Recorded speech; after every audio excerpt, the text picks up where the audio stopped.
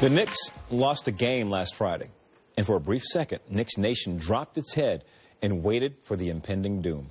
The fantastic start would no doubt be followed by a string of losses. After all, it's the Knicks. That's what happens.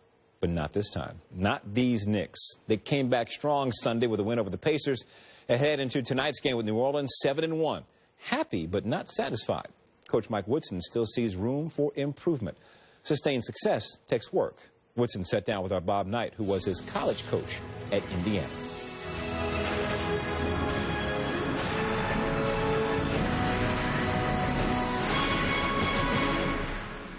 You remember as a player, I always kidded you about your defense, but you became better and better as a defensive player, I think, during the time that you played for us, and yet it never in any way affected your offensive play. You had a lot to do with that because I came to you mainly as a young, raw, athletic player that could score the basketball and really didn't know a whole lot about what defense was supposed to be played like. And when I came to Indiana, you know, that's where it all began in terms of my defensive knowledge, and it set the tone and the foundation in terms of how I think today. I think good defensive teams are always capable of being good offensive teams.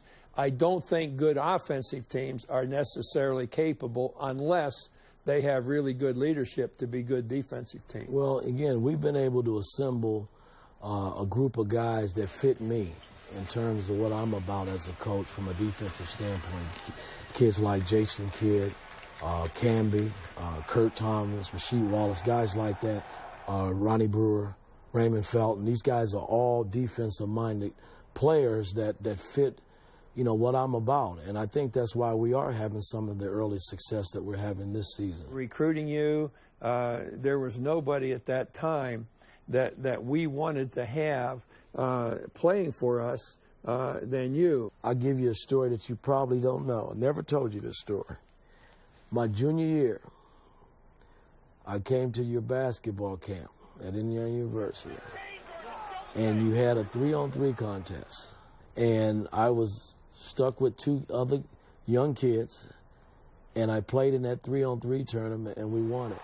You gave me a T-shirt, and I thought it was the biggest thrill at that time in my life in terms of being able to set the stage for me to come to IU. All of the players that I enjoyed coaching, if I were to put a team together, Mike, there isn't any way that I would not want you on that team. And with that, I think that's lets you know how I felt about you as a player. And as I've watched you, I have had a great respect for how you have treated the game of basketball and what you have made important to your players. And that's why your players play the game the way it should be played. Well, I thank you. I'm still growing. I'm still trying to do the best we can do. For more on Mike Woodson and the Knicks' 7-1 start to the season, log on to